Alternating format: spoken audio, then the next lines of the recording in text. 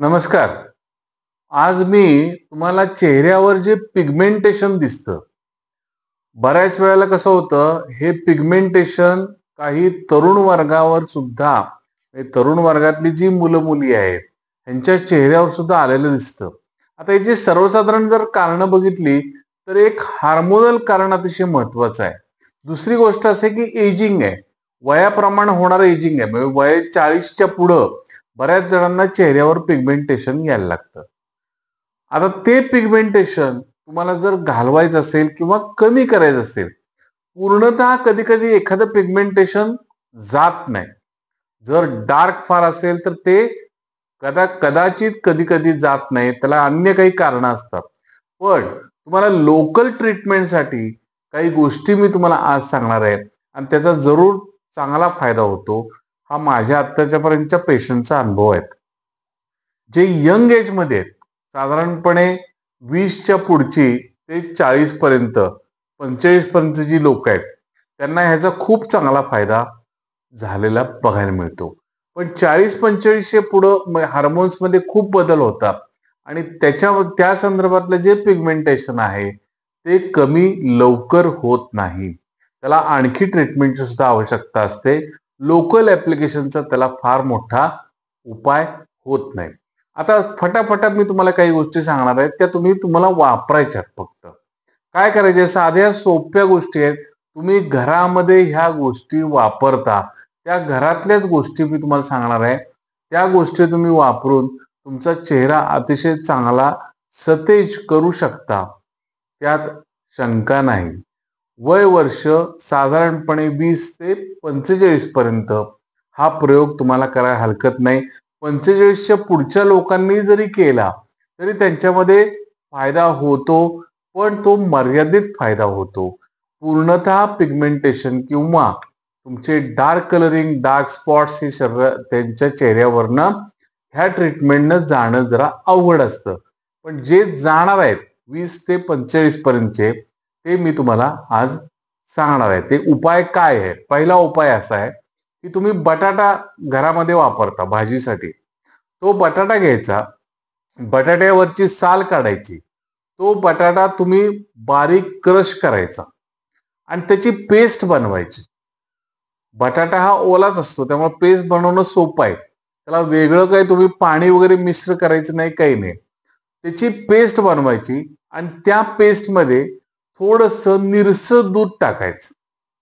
जे दूध तुम्ही तापवलेलं नाही, ते दूध तुम्ही त्याच्यामध्ये टाकायचं आणि त्याची पेस्ट बनवा आणि ती पेस्ट तुम्ही संपूर्ण चेहऱ्यावर साधारणपणे संध्याकाळच्या वेळेला, रात्री झोपायच्या वेळेला 1 2 ते 3 मिनिटं हातानं चोळायची संपूर्ण आणि चोळून 5 मिनिटं ती तुम्ही चेहऱ्यावर ठेवायची.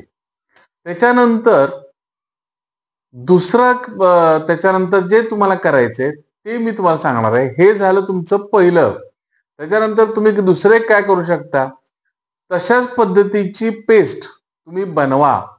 त्या पेस्टमध्ये तुम्ही ह्याला आपण स्क्रबिंग म्हणतो. पहिलं जे आहे ते आपण काय केलं, स्मूथिंग केलं. तिथल्या सगळ्या, आता त्वचेमध्ये 2 प्रकारचे लेयर असतात, एक डर्मिस आणि इपिडर्मिस. आता वरचा जो एपिडर्मिस लेवलला जे काही तुम्हाला पिगमेंटेशन झालेलं आहे ते बऱ्यापैकी वाईपआउट ह्या सगळ्या प्रयोगाने होत असतं आणि तो एपिडर्मिस लेयर जो आहे हाच तुमचा व्यवस्थित झाला की तुमचं पिगमेंटेशन हे जात असतं. मग ह्याच्याकरता काय लागतं, तर पहिलं स्मूथिंग लागतं. तिथलं त्वचा जी आहे ती त्वचा स्मूथ व्हायला पाहिजे आणि ती स्मूथ झाल्यानंतर मग त्याचं स्क्रबिंग केलं पाहिजे तुम्हाला. आणि ते स्क्रबिंग करायला तुम्ही काय वापरायचंय, तर बटाटाच वापरायचा आहे. बटाट्याची साल काढायची, त्याची साल संपूर्णतः नष्ट करायची, त्याचे छोटे छोटे तुकडे करा आणि त्याची पेस्ट बनवा. म्हणजे जसं आपण एखादं पुरण वगैरे बनवतो का नाही, किंवा भिजवलेले तुम्हाला उडीद त्याची जरा पेस्ट बनवतो आपण बारीक करून, त्या पद्धतीनं बटाट्याची तुम्ही पेस्ट बनवा. आणि त्या पेस्टमध्ये तुम्ही काय घालायचंय, तर तांदळाची पिठी घालायची. तांदळाची पिठी जेवढी तुम्हाला बटाटा घेणार आहे तेवढीच तुम्ही तांदळाची पिठी त्याच्यामध्ये, किंवा साधारण थोडीशी कमी घ्यायची. बटाटा जास्त, तांदळाची पिठी थोडीशी कमी घ्यायची आणि जरुरी प्रमाणात त्याच्यामध्ये पाणी टाकायचं आहे, साधं पाणी आपलं, म्हणजे जेणेकरून तुमची पेस्ट बनेल. आणि ह्याच्यामध्ये ते जे काही करणार आहे मिक्सर हे तुम्ही हातानंच हलवायचे, ते परत रब करायचं नाही किंवा मशीन मधनं रब करून काढायचं नाही किंवा मिक्सर मधनं काढायचं नाही. ती पेस्ट शक्यतो तुम्ही जी काय करणार आहे ती हातानं रगडूनच अशी पेस्ट करायची. मिक्सर मधनं शक्यतो तुम्ही हे काढू नका. किंवा तुमच्याकडं एखादं खलवयंत्र असेल, त्या खलवयंत्रामध्ये जरा थोडीशी बारीक करून केली तरी तुम्ही चालेल. तर ती पेस्ट मध्ये तुम्ही काय काय टाकलेलं आहे, बटाट्याची पेस्ट, त्यामध्ये तांदळाचं पीठ आणि पाणी असं एकत्र करा आणि ते संपूर्ण शरीरावर जिथं जिथं तुम्हाला हायपर पिगमेंटेशन आहे किंवा सगळ्या चेहऱ्यावर लावलं तरी चालण्यासारखं आहे. म्हणजे तुमचा चेहऱ्यावरचं जे काही स्क्रब असतो हा स्क्रब सगळा निघून जातो. ते 2 ते 3 मिनिटं तुम्ही चोळा, त्याच्यानंतर तुम्ही 5 मिनिटं तसंच ठेवा आणि 5 मिनिटानंतर ते परत धुवून काढा. पहिला लेअर तुम्हाला सांगितलं होतं ते बटाट्याचा जी पेस्ट बनवलेली आहे ओल्या बटाट्याची, त्याच्यात तुम्ही रॉ मिल्क घातलेलं आहे. आता तुम्ही काय घातलेलं आहे तर तांदळाची पिठी घातलेली आहे. हे स्क्रबिंग करताय. त्याच्यानंतर हे 2 गोष्टी तुम्ही केल्या की त्यानंतर परत बटाट्याची पेस्ट घ्यायची. त्या पेस्टमध्ये तुम्ही ॲलोव्हेरा जेल टाकायचं. तुमच्या घरामध्ये बागेमध्ये जर तुम्ही कोरफड लावली असेल तर तुम्हाला ताजं जेल त्याचं जर तुम्ही काढून आणलं तर अतिशय उत्तम.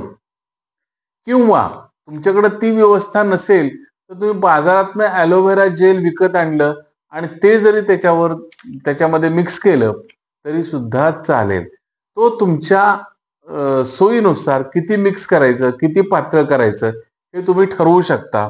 आणि ते जेल बटाट्याच्या पेस्टमध्ये मिक्स केल्यानंतर ते जेल तुम्ही संपूर्ण चेहऱ्याला मसाज करायचा, त्याचा व्यवस्थित मसाज करायचा आणि मसाज केल्यानंतर 5 मिनिटं ते तुम्ही तसंच ठेवायचंय आणि 5 मिनिटानंतर तुम्ही ते काढून टाकायचंय.